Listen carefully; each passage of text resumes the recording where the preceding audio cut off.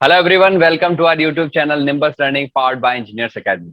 सो topper stock के एक और शो के अंदर आपका स्वागत है मेरे यानी सुमित के साथ। और आज मैं एक बहुत ही अच्छी स्टोरी आप लोगों के साथ शेयर करने वाला हूँ। एक टॉपर और हमारे साथ जुड़ गए हैं, तो मैं कुछ नहीं बताने वाला इस बार। सब लोग आप उन्हीं के मुंह से सुनिएगा कि किस तरीके से उनकी जर्नी रही है। So welcome. आप का नाम भी मैं नहीं लूंगा, मैं चाहता हूँ आप खुद अपने जो है वो खुद अपना इंट्रोडक्शन पूरा जो है स्टूडेंट्स को बताएं, ताकि स्टूडेंट्स जो है वो इस चीज को बहुत ही अच्छे से समझ करके और उन्हें भी आपसे मोटिवेशन मिले। तो आप अपने बारे में जरा थोड़ा सा जो है वो स्टूडेंट्स को बताइए। Okay, thank you, sir. Thank you for giving this opportunity, sir. I'm very thankful for the Engineer Academy, sir. Thanks for the given the guidance for interview guidance there regarding the sir PPSC. Okay, first of all, my name is Krishnan Dwivedi and मैं वाराणसी उत्तर प्रदेश वाराणसी का रहने वाला हूँ। और मेरा schooling जो है वो बनारस से ही हुआ है। और मैंने अपनी बीटेक की पढ़ाई आईईआरटी प्रयागराज है, institute of rural technology, yes yes IERT yes yes. Prayagraj. वहाँ सर मैंने अपनी बीटेक की पढ़ाई इलेक्ट्रॉनिक्स इंजीनियरिंग कंप्लीट किया। उसके बाद सर मैंने यूपीएससी का प्रिपरेशन स्टार्ट किया, इंजीनियरिंग सर्विसेज का। कोचिंग करने के बाद मैं हैदराबाद गया था कोचिंग करने सर, बट बहुत ज़्यादा परफॉर्मेंस अच्छा प्री एक बार निकला भी सर, बट मेंस में नहीं क्वालिफाइड हो पाया। तो फाइनली मैंने गेट क्वालिफाइड करके सर आईआईटी भिलाई से मैंने वीएलएसआई से एमटेक कंप्लीट किया। Yes sir. तो आप मुझे बताइए कृष्णन की आपने प्रिपरेशन के दौरान जो है वो यस ऐसा कब महसूस किया कि मुझे कि गवर्नमेंट एग्जाम की तैयारी करनी है? मतलब आपने जब बीटेक कर लिया और उसके बाद आपने एमटेक भी कर लिया, और यस एमटेक के बाद में फिर आपको जो है वो क्या कॉलेज से प्लेसमेंट वगैरह के चांसेस थे, आपने उनको एक्सेप्ट नहीं किया? और क्या आपका थॉट प्रोसेस था कि नहीं मुझे तो गवर्नमेंट एग्जाम्स में ही जाना है? क्योंकि आईआईटी से वीएलएसआई में एमटेक करने के बाद में भी आपका रुझान किस तरफ जाने वाला था, और आपका टर्निंग पॉइंट क्या था, टर्न अराउंड पॉइंट क्या था कि आपने जो है वो गवर्नमेंट एग्जामिनेशन को प्रेफर किया? Okay sir. Sir first of all मैंने आफ्टर एमटेक के जब मेरा एमटेक आईआईटी से कंप्लीट हुआ तो मेरा सर एक कंपनी ऑन सेमीकंडक्टर है, उसमें प्लेसमेंट हुआ था। 13.5 लाख मेरा सीटीसी था सर। बट ड्यू टू ओहो। पेंडेमिक कंडीशन सर इन लोगों ने मतलब ऑफर होने के बाद भी कैंसिल कर दिया मेरा ऑफर लेटर। तो उसके बाद मैंने डिसाइड मेरे मन में भी बना सर कि यार प्राइवेट जॉब में कितना भी है कितना पैसे मिले बट सिक्योरिटी उतनी नहीं है सर।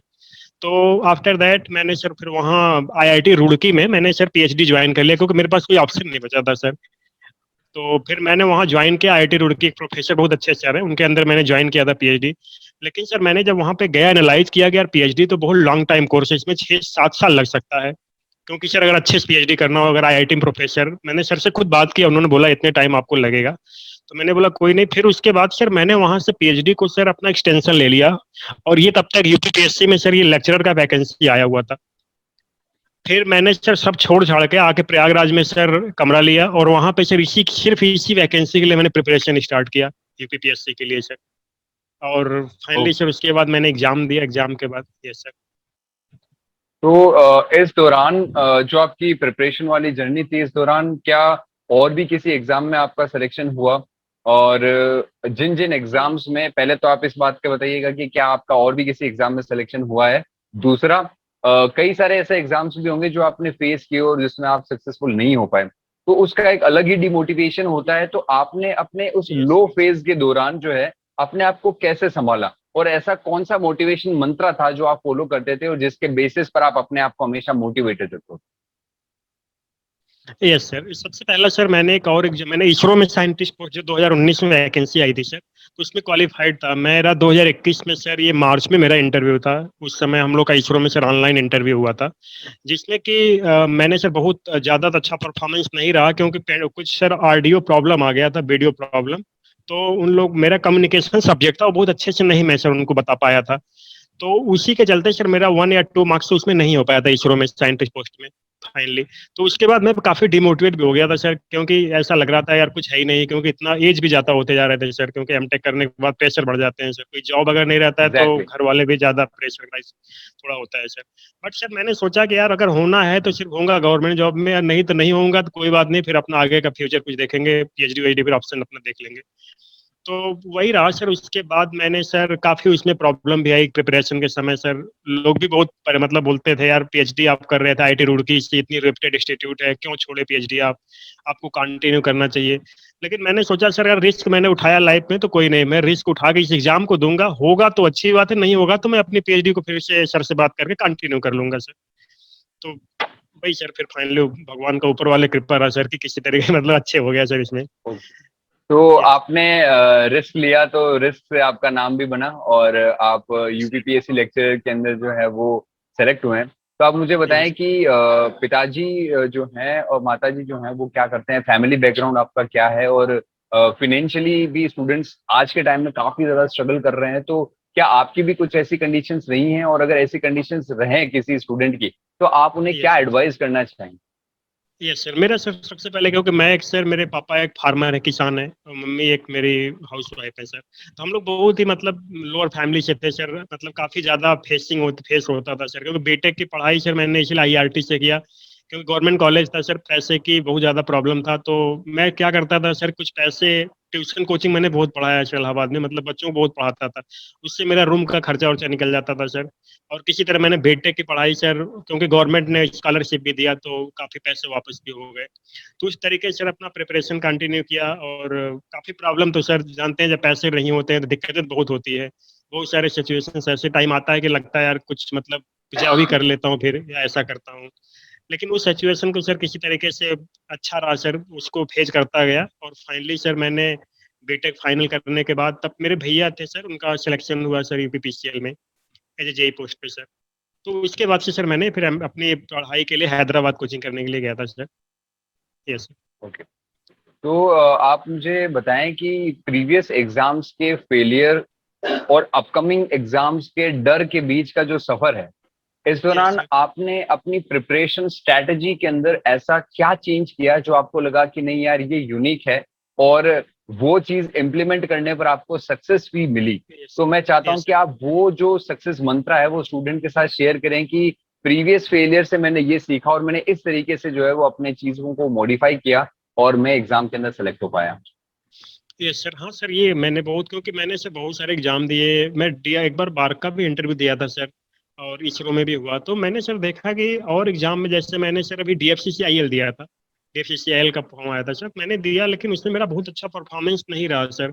मैंने रियलाइज किया कि मैं पढ़ता तो हूँ बट सर नोट्स का रिवीजन बहुत ज्यादा, कोई भी सब्जेक्ट को आप जितना बार रिवाइज करोगे वो आपका माइंड में सेट हो जाएगा। तो मैंने क्या करता था सर कि सब्जेक्ट का रिवीजन बहुत ज्यादा करता था, मतलब भले हमें कुछ ना हो लेकिन मैं सब्जेक्ट को रिवाइज हमेशा करता रहता था कि हमेशा माइंड में आपके दिमाग में बना रहे चीजें, कि जब एग्जाम आता है सर तो एग्जाम टाइम में प्रेशर बन जाता है सर। प्रेशर में चीजें बस आप जो पहले के पढ़े वही चीजें याद आती हैं, उस टाइम बस आप उसको रिवाइज ही कर सकते हो, बस उसको देख सकते हो सर। तो वो चीजें सर काफी वो रहता था, क्योंकि मैं काफी एग्जाम में नहीं हुआ, बहुत सारे एग्जाम दिया था सर, चाल मतलब अब तक तो मुझे लगा कि मैं 50 एग्जाम तो गवर्नमेंट एग्जाम दे ही चुका था। लेकिन सर फाइनली मतलब बहुत सारे एग्जामों में मैं ये इसमें रेलवे जेई में भी मेरा हुआ था सर, बट मैं उसमें फाइनली नहीं हो पाया था, वेटिंग में चला गया था सर।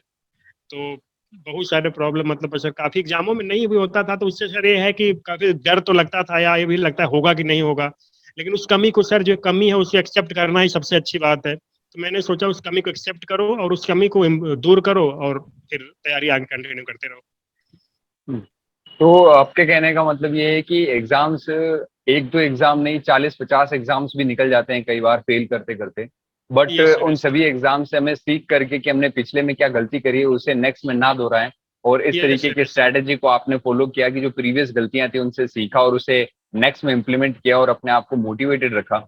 और yes sir. Financial yes conditions में आपने ट्यूशन पढ़ाया ताकि आप अपना खर्चा भी निकाल सके और साथ ही साथ आप सारा सर्वाइव कर सकें, फैमिली बैकग्राउंड भी यस स्ट्रॉन्ग नहीं था। फिर यस जब आपका यूपीपीएससी लेक्चरर का एग्जामिनेशन क्रैक हो गया, तो यस सर। उसके बाद जो आपका प्रिपरेशन था उसके अंदर, मतलब ड्यूरिंग एग्जामिनेशन आपने अपने आप को कैसे संभाला, और एग्जाम के देने के बाद में और इस पूरी प्रोसेस के अंदर इंजीनियर्स एकेडमी और निम्बस लर्निंग का क्या रोल था, इसके बारे में आप जरा हमें बताएं।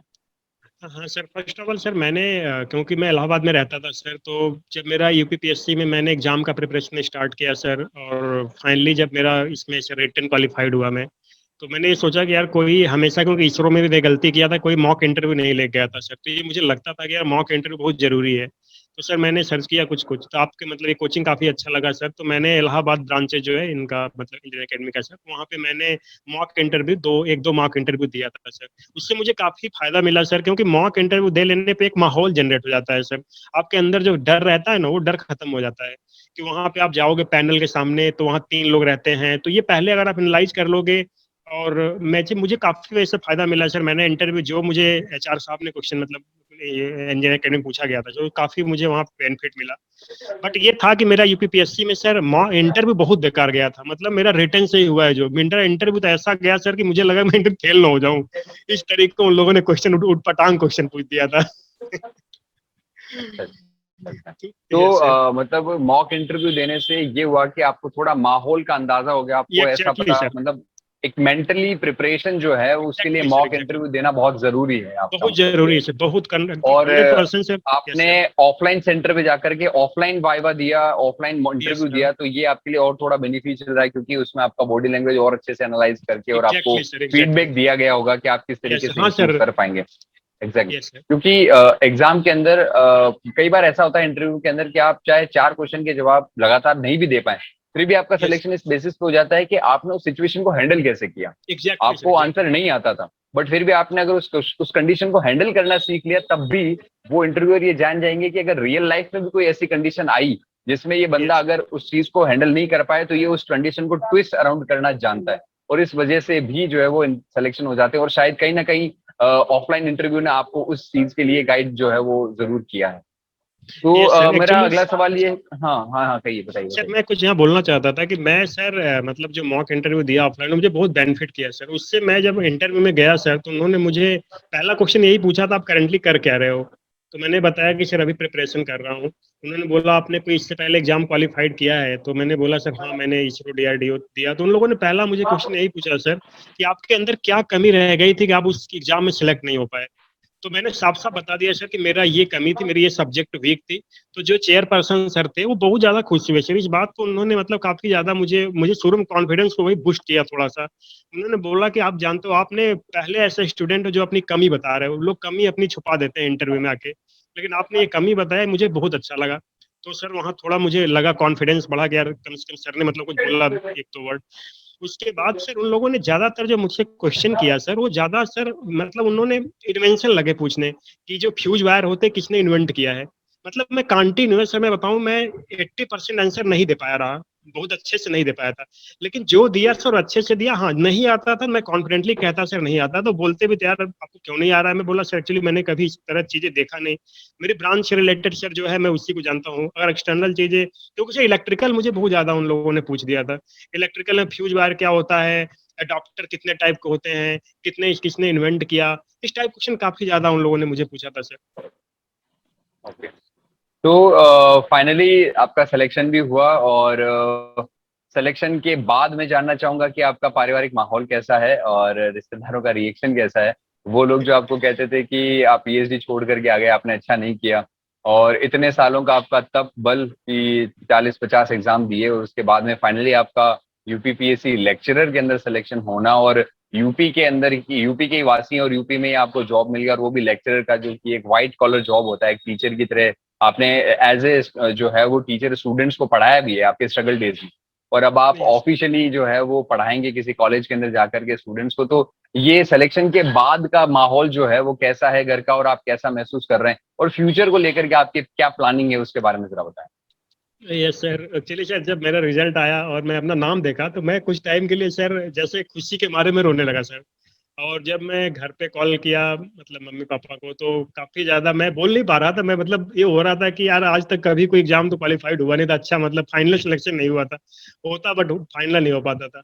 तो वो काफी खुशी का माहौल हुआ सर। और उसके बाद तो घर मतलब पापा मम्मी तो काफी सपोर्ट वैसे करते थे, भैया भी सपोर्ट करते थे, तो वो लोग काफी खुश हुए। आगे जो और रिलेशन के हैं लोग सर, अब वो लोग बोलते भी नहीं, फोन भी कभी नहीं किया उसके बाद कि क्या हो रहा है उन लोगों ने। और यस सर, इसके बाद सर मेरा जो फ्यूचर है सर, मैं ये सोचता हूँ कि इसके बाद मेरा बहुत ज्यादा सर इंटरेस्ट है यूपीएससी आईएएस की प्रिपरेशन करने के लिए। तो मैं फोकस उसी पे ज्यादा करूंगा सर, और प्रिपरेशन फ्यूचर में मैं कोशिश करूंगा कि मैं भी आईएएस क्वालिफाइड करूं और फाइनली मेरा फिर आगे कुछ प्रोसेस हो। ओके। तो जी मेरा सर। लास्ट सवाल, आपके जितने भी व्यूअर्स हैं जो आपको अभी सुन रहे होंगे इंजीनियर्स एकेडमी और और भी पूरे इंडिया के स्टूडेंट्स, उन स्टूडेंट्स के लिए आप क्या मैसेज देना चाहेंगे, क्योंकि आपने इतने सारे एग्जाम्स दिए उसके बाद फाइनली आपका सिलेक्शन हुआ है, और इंजीनियर्स एकेडमी और निम्बस लर्निंग के लिए आप क्या कहना चाहेंगे? सर पहले मैं मतलब जितने भी हमारे प्रिपरेशन स्टूडेंट मतलब बच्चे कर रहे हैं अभी हम लोग जैसे करते हैं सर बच्चे लोग, उनको यही मैं कहूँगा सर कि वो लोग कभी भी हताश ना हो। 100% अगर आप मेहनत किए हो ना रिजल्ट मिलेगा।